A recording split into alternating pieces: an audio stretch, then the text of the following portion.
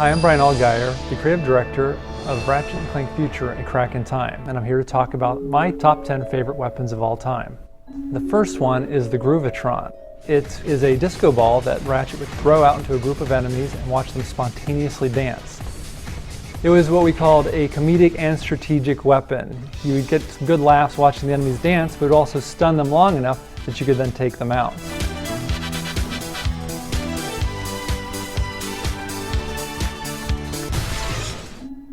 One of my favorite weapons from going commando is the lava gun. This was a gun that Ratchet could use against large groups of enemies. He could spin around in circles, the enemies would come up to him, they'd get burned by the fire, and it was very handy in tight situations. The lava gun later would upgrade to the meteor gun, but it was interesting because we got a lot of complaints or criticisms for changing the functionality of the weapon. And so when we put the lava gun back into a pure arsenal, we decided to change it to the liquid nitrogen gun, which had the same effect as the lava gun, except it would freeze enemies. Then there was the Agents of Doom that was in the first Ratchet & Clank.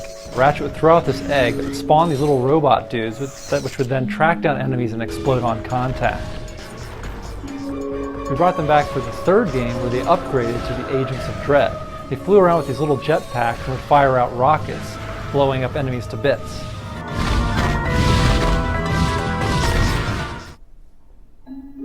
Next we've got the suck cannon. This was a classic weapon that was introduced in the first Ratchet & Clank and allowed Ratchet to suck up enemies and then shoot them back out at other enemies. So it was very satisfying to fill up your suck cannon with a bunch of bad guys and then fire them back out at their friends. It was also useful in sucking up crates and bolts, so you could collect things from afar.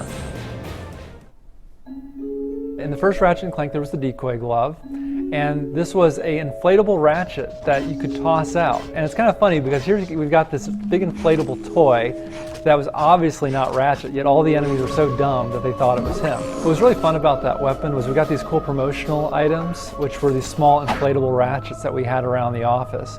Every once in a while someone might like walk into one or step on one and you hear this big pop sound. Another fun weapon, which was really a device, was Mr. Zircon, and this was kind of like previous weapons that were synthenoids. These are small robots that would float above Ratchet's shoulder, and they would shoot any target that was within range. He would have a taunt or phrase for every enemy that he killed. Stupid lizard thingy, Mr. Zircon will kill you.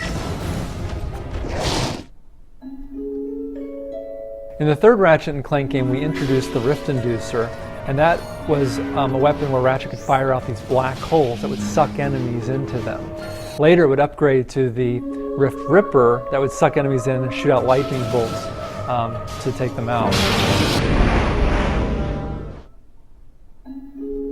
We also have the Bouncer, which was a weapon we designed at the last minute. It later upgraded the Heavy Bouncer, which would shoot out this large bomb that would split off into little bomblets that would then bounce around and track towards enemies and blow them up. It was very satisfying to use. A great weapon from the third game was the Plasma Whip, and this was a great melee weapon that was a fiery whip that Ratchet could use to sweep enemies and take them out. It later would upgrade to the Quantum Whip, which would send out waves of energy, taking out even more bad guys. And finally there's the Rhino, which was a series staple. This was the big uber weapon that everyone was saving their bolts up for. You had to oftentimes get millions of bolts to be able to buy this highly expensive weapon that was super powerful and would obliterate all enemies on screen. It was very satisfying to use and very hard to get. In Ratchet & Clank Future Tools of Destruction, the way the player got the Rhino was finding lots of little blueprints, and they had to travel all around the galaxy to find the blueprints to give to the smuggler, who would then later assemble the Rhino for you.